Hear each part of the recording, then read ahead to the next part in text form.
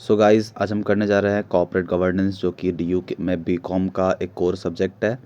Guys आज हम इसका पहला यूनिट कवर कर लेंगे, फिर उसके बाद मैं धीरे धीरे करके बाकी के यूनिट्स 4 यूनिट्स पे डाल दूँगा। टोटल 5 यूनिट्स है।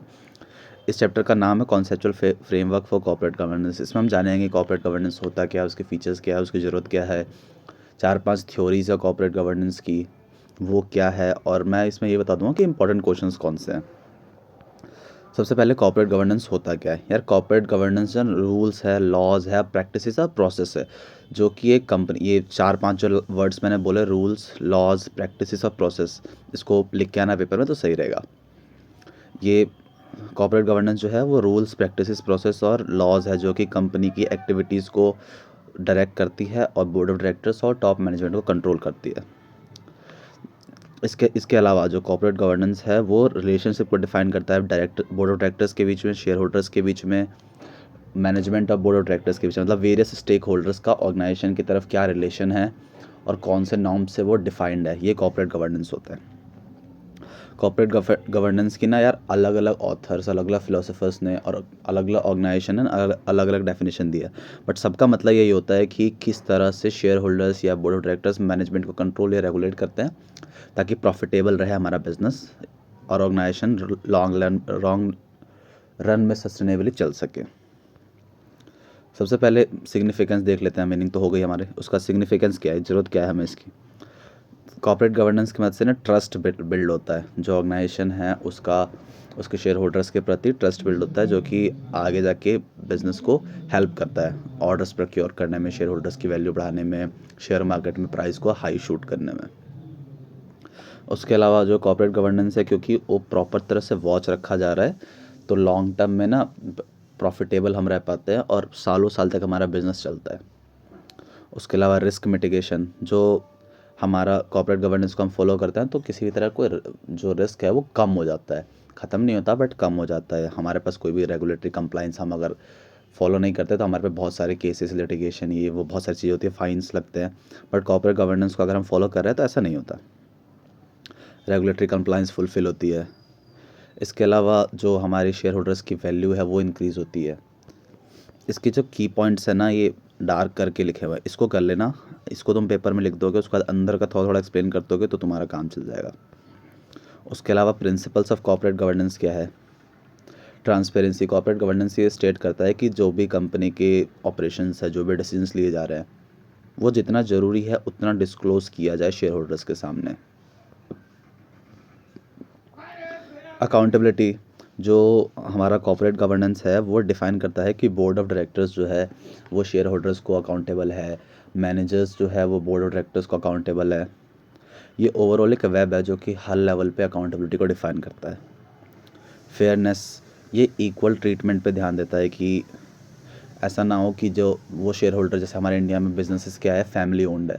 ज़्यादातर बिजनेसेस ऐसे हैं जिसमें 50%, 60% एक इंडिविजुअल फैमिली ओन करती है। तो ऐसा ना हो कि जिसके पास 5%, 2%, 1% या हम जैसे शेयर होल्डर जिनके पास कुछ 100-50 शेयर्स होते हैं, उनके साथ चीटिंग ना हो, गलत ना हो। इसलिए ये माइनॉरिटी के इंटरेस्ट को बचाता है और इक्वल ट्रीटमेंट पे ध्यान देता है। इसके अलावा एथिकल डिसीजन और कंप्लाइंस विथ लॉ, ये हमें रिस्पॉन्सिबिलिटी में आता है कि हम जो भी कॉर्पोरेट गवर्नेंस है वो हमें लॉज और पॉलिसीज़ को कंप्लाइन करने में हेल्पफुल रहता है। इसके अलावा यार 4 मॉडल्स ऑफ कॉर्पोरेट गवर्नेंस है, जिसमें पहला एंग्लो अमेरिकन मॉडल है। ये क्या कहता है कि शेयर होल्डर ही भगवान है, शेयर होल्डर के लिए ही हम सब कुछ कर रहे हैं, शेयर होल्डर है तो सब कुछ है। ये मेनली ना यूके और यूएस में फॉलो होता है। ये जो है ज़्यादातर ना शेयर होल्डर्स पे ध्यान देता है और ये कहता है कि जो मैनेजमेंट है, मैनेजर है, वो सिर्फ और सिर्फ शेयर होल्डर के लिए ही काम कर रहा है। जर्मन मॉडल है, ये जो है ये 2 चीज़ों पे ध्यान देता है, मैनेजमेंट बोर्ड पे, सुपरवाइजरी बोर्ड पे। मैनेजमेंट बोर्ड कौन होता है, जो सुपरवाइजरी बोर्ड है वो नॉर्मली मैनेजमेंट बोर्ड को अपॉइंट करता है, और ये मैनेजर जैसे सीईओ, सीएफओ वगैरह होते हैं ना, ये मैनेजमेंट बोर्ड के पार्ट होते हैं। ये दोनों को इक्वल वेटेज देता है कि भाई सुपरवाइजरी बोर्ड अपने लिए इंपॉर्टेंट है, अपनी जगह पे इंपॉर्टेंट है, मैनेजमेंट बोर्ड अपनी जगह पे इंपॉर्टेंट है। जो सुपरवाइजरी बोर्ड है इसको नॉन एग्जीक्यूटिव, जैसा बोर्ड ऑफ डायरेक्टर्स होता है वो नॉन एग्जीक्यूटिव होता है, वो नॉर्मली काम नहीं करते, बस मीटिंग्स आते हैं, डिसीजंस को कंसिडर करते हैं, कुछ नया प्रपोजल है तो उसको देखते हैं। तो ये इस पर ध्यान देता है।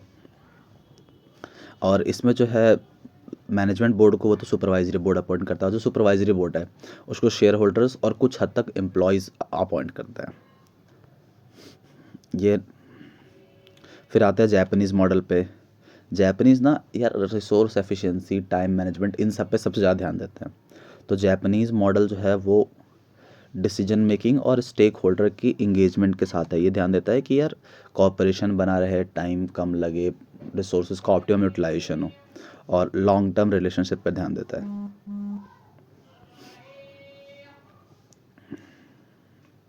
इंडियन कॉन्टेक्स्ट में हम लोग की यहाँ तो हम लोग देखते हैं कि यार जो बिजनेसेस है वो सब फैमिली ओन्ड है। जैसे मैंने पहले भी कहा था कि एक ही कुछ ही लोग हैं जो पूरे बिजनेस को चला रहे हैं, मेजर स्टेक ओन करते हैं। तो इसलिए इंडियन कॉन्टेक्स्ट में कॉर्पोरेट गवर्नेंस जो है वो वेरियस रेगुलेटरी कंप्लायंस को फुलफिल करने पे ध्यान देता है, सेबी रेगुलेशंस पे ध्यान देता है, और ये ध्यान देता है कि माइनॉरिटी शेयर होल्डर्स का जो है इंटरेस्ट को ना दबा ना दिया जाए, उनकी बात ऐसा ना हो कि उनकी बात कोई ना सुन ले। तो उसके बाद फिफ्थ चीज़ है हमारे पास कौटिल्य अर्थशास्त्र।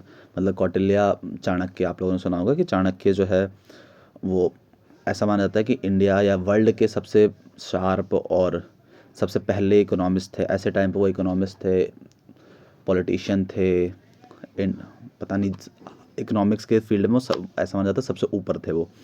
उन्होंने उस टाइम पे जब राजा वगैरह हुआ करते थे उस टाइम पे उन्होंने कुछ कुछ की प्रिंसिपल्स बताए थे कॉर्पोरेट गवर्नेंस के, कि किसी भी ऑर्गेनाइजेशन को, किसी भी राज्य को, किसी भी जगह को अगर अच्छे से ग्रो करना है फुल, तो ना कुछ कुछ चीज़ों को फॉलो करना पड़ेगा, जिनको की प्रिंसिपल्स कह रहे हैं हम लोग, जो आजकल भी अप्लाई होते हैं। जैसे अकाउंटेबिलिटी, राजा बेसिकली उस टाइम पे राजा ज़्यादा हुआ करते थे, तो राजा राजा की जो है वो लोगों के प्रति अकाउंटेबिलिटी है। जो भी राजा डिसीजन लेगा वो लोगों को देखते हुए लेगा। ऐसा नहीं कि सेल्फ फुलफिलमेंट के लिए ले रहा है कि मैं सबसे ऊपर हूँ, मैं अपने अकॉर्डिंग डिसीजन लूँगा। उसके अलावा राजा जो भी डिसीजन लेगा वो क्लियरली कम्युनिकेट होना चाहिए और एथिकल होना चाहिए।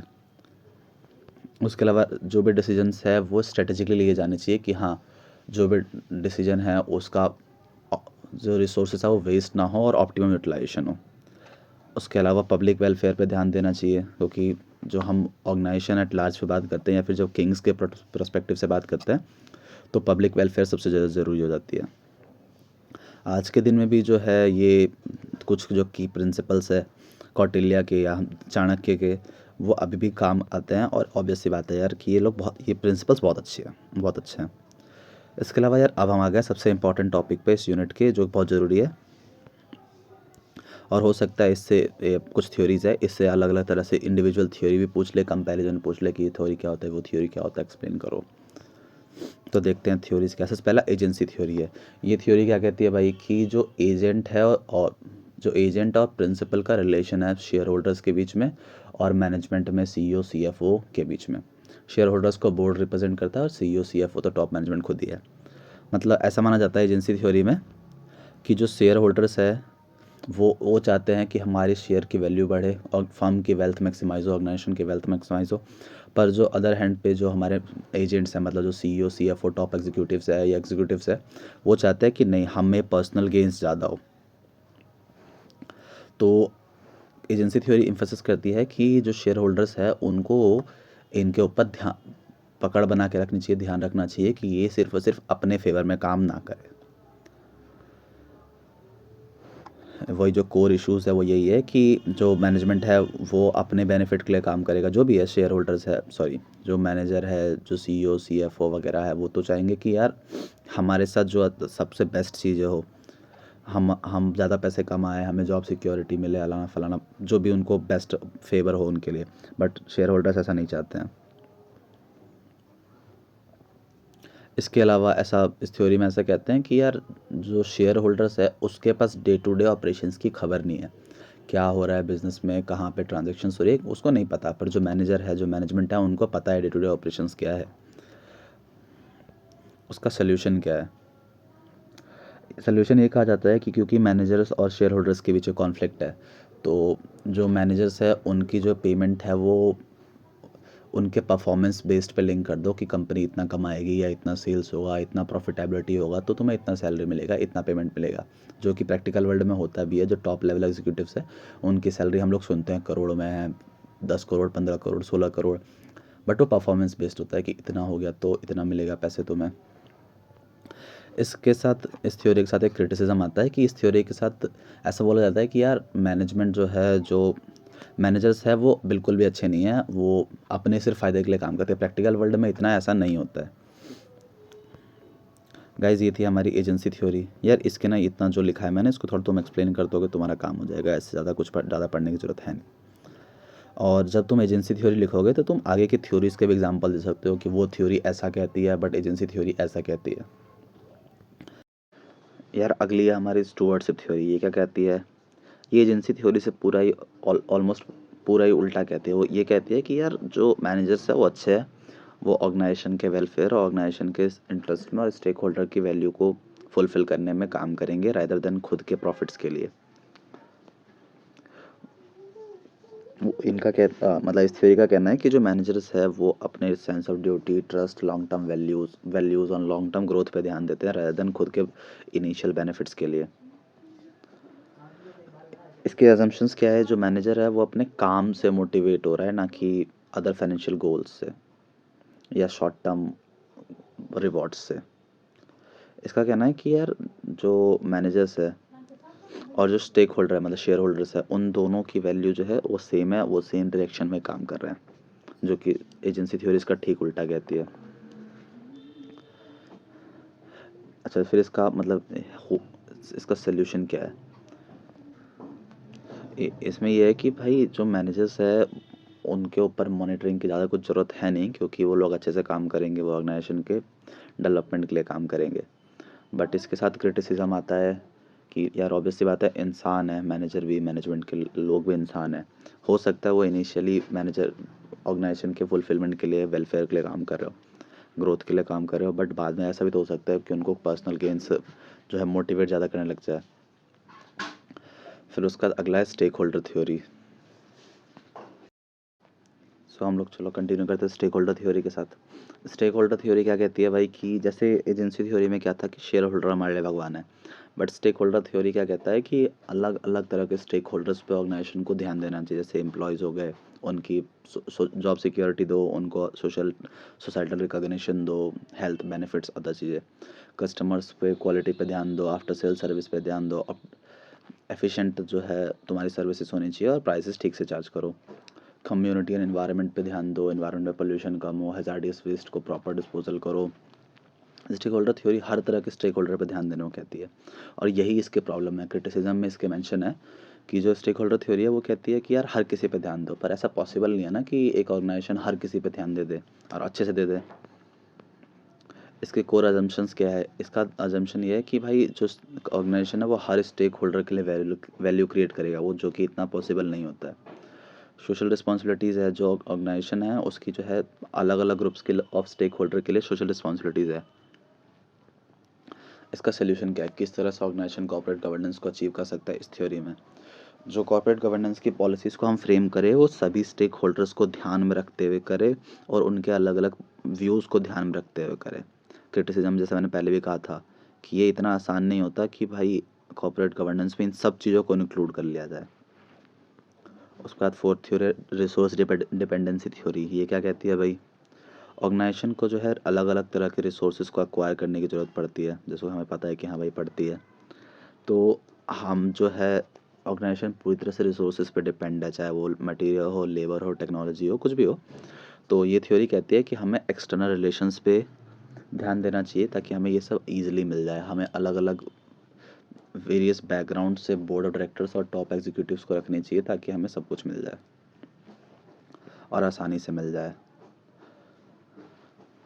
इसकी कोर एग्जाम्पन्स क्या है? External control. ऐसा कहा जाता है कि जो ऑर्गेनाइजेशन है उसका कंट्रोल नहीं है रिसोर्सेज के ऊपर, जो नहीं भी होता है। तो इसलिए ऑर्गेनाइजेशन को जो है वो एक्सटर्नल रिलेशंस अच्छे बनाने चाहिए ताकि जब उसको जैसी ज़रूरत पड़े आसानी से मिल जाए। उसको board of directors various background से लाने चाहिए ताकि उनके पास अलग अलग तरह की एक्सपर्टीज़ हो, कनेक्शंस हो और ईजिली वो लोग उसमें चले जाए। जैसे हमें ट्रेंड स्टाफ की ज़रूरत है, तो कोई ऐसा बंदा जो कि किसी ट्रेंड स्टाफ के नेटवर्क जिसका अच्छा है वो तुरंत हमारे लिए ट्रेंड स्टाफ ला सकता है। रॉ मटेरियल हमें चाहिए, तो कोई ऐसा बंदा जिसके पास अच्छे कनेक्शन हो सप्लायर के, उसको हम बोर्ड ऑफ डायरेक्टर अपॉइंट करेंगे तो वो हमें आसानी से सप्लाईज दिलवा सकता है। इसका कॉर्पोरेट गवर्नेंस को कैसे हम अलाइन कर सकते हैं इस थ्योरी के साथ कि हमें इस तरह से पार्टनरशिप करनी चाहिए या बोर्ड ऑफ डायरेक्टर्स इस तरह से अपॉइंट करने चाहिए कि हमारे जो एक्सटर्नल रिलेशंस है वो बहुत अच्छे हो जाए और डिफरेंट वेरियस बैकग्राउंड से स्टेक होल्डर्स को, बोर्ड ऑफ डायरेक्टर्स को हमें अपॉइंट करने चाहिए। क्रिटिसिज्म क्या है कि यार ये ना एक्सटर्नल रिलेशन पे बहुत ज़्यादा ध्यान देता है, इतनी की ज़रूरत नहीं है। और कभी कभी एक्सटर्नल रिलेशंस पे ध्यान देने की वजह से हमारे इंटरनल डिस्प्यूट्स चल रहे होते हैं। उसके बाद है मैनेजरियल हैगेमनी थ्योरी। ये क्या कहती है? जो मैनेजर है वो सिग्निफिकेंट पावर होल्ड करता है, सिग्निफिकेंट इन्फ्लुएंस होल्ड करता है well comparing with the board of directors. ऐसे केस में क्या होता है, मैनेजमेंट जो है, जो मैनेजर्स है वो खुद ही डिसीजन ले लेंगे और डोमिनेट कर सकते हैं हर चीज़ को। पर ऐसा होना नहीं चाहिए, ऑर्गेनाइजेशन में एक प्रॉपर कंट्रोल होना चाहिए। इसके एजम्पशंस क्या है भाई कि जो पावर्स है वो सेंट्रलाइज है, मैनेजमेंट जो है वो डिसीजन मेकिंग कर सकता है अकेले, और सिर्फ कुछ ही लोग जैसे जो टॉप लेवल एग्जीक्यूटिव्स होते हैं वही सारे डिसीजंस ले रहे हैं। ऑटोक्रेटिक लीडरशिप ये क्या बोलता है कि जो टॉप लेवल मैनेजमेंट है वो इम्पोज करता है बिना किसी के इंटरेस्ट को देखे, बिना किसी के प्रोस्पेक्टिव को देखे डिसीजंस को लोअर लेवल मैनेजर्स पे और ऑर्गेनाइजेशन के ऊपर। अच्छा, मैनेजरियल हैगेमनी थ्योरी से बचा कैसे जाए, मतलब किस तरह से कोई जो टॉप एग्जीक्यूटिव्स है वो पूरी तरह से कंपनी को या ऑर्गेनाइजेशन को कंट्रोल ना करे। इसके लिए हमारे पास जो है बोर्ड ऑफ डायरेक्टर्स स्ट्रांग होने चाहिए, उनके पास नॉलेज होना चाहिए, उनके पास कनेक्शंस होने चाहिए, उनके पास एक्सपीरियंस होना चाहिए कि अगर कोई टॉप मैनेजमेंट का सीईओ सीएफओ वगैरह कुछ करने की कोशिश करता है तो उसको वो लोग कंट्रोल कर सके या रेगुलेट कर सके। और वो इस चीज़ को ध्यान रखे कि जो शेयर होल्डर्स है, जो मैनेज और ध्यान रखे कि जो मैनेजमेंट है वो शेयर होल्डर स्टेक होल्डर के प्रति जवाबदार है। ऐसा नहीं कि वो अपने हिसाब से काम कर रहे हैं। बोर्ड ऑफ डायरेक्टर्स इतने इन्फ्लुएंशियल, इतने पावरफुल होने चाहिए। क्रिटिसिज्म क्या है यार? ऑब्वियस सी बात है, अब हम ऐसी चीज़ें सोचेंगे तो क्रिटिसिज्म में तो यही होगा कि ये चीज़ ऐसा होता नहीं है प्रैक्टिकल लाइफ में कि किसी मैनेजर को या किसी मैनेजमेंट के बंदे को हमने इतनी पावर दे दी कि वो पूरे डिसीजन खुद ले रहा है। ऐसा नॉर्मली नहीं होता है। ये पहले राजा वाजा वाले टाइम में होता था कि राजा ही सब कुछ है, वो डिसीजन ले रहा है। बट आजकल के टाइम में इतना ज़्यादा कॉम्प्लेक्स स्ट्रक्चर है ऑर्गेनाइजेशन का कि कोई एक बंदा पूरे डिसीजंस ले ही नहीं सकता। ठीक है गाइज, इसका क्वेश्चन यार वही इंपॉर्टेंट बन रहा है कि ये 5 थ्योरीज़ क्या है, क्या कहती है, इनके हो सकता है कंपैरिजन आ जाए कि एजेंसी थ्योरी क्या है और स्टेक होल्डर थ्योरी क्या है, कंपेयर करो। सबसे मेन तो यार इस चैप्टर में यही है कि ये थ्योरीज़ क्या है, और हो सकता है कि यही आएंगे, थ्योरीज़ है 5, ये 5 थ्योरीज़ ही आएंगी। और सबसे ज़्यादा ज़रूरी थ्योरीज़ है शुरू की 2, जैसे कि एजेंसी थ्योरी है, स्टूवर्डशिप थ्योरी है, स्टेक होल्डर थ्योरी, ये 3 है जो बहुत ज़्यादा ज़रूरी है। इसके अलावा तो और सच कुछ खास है नहीं इसमें। So done with this unit. मैं अगला यूनिट बहुत जल्दी लेके आऊँगा। नोट्स वगैरह चाहिए यार तो कमेंट कर देना, मैं कर दूँगा शेयर जैसे होगा वैसे। ठीक है, बाय, मिलते हैं।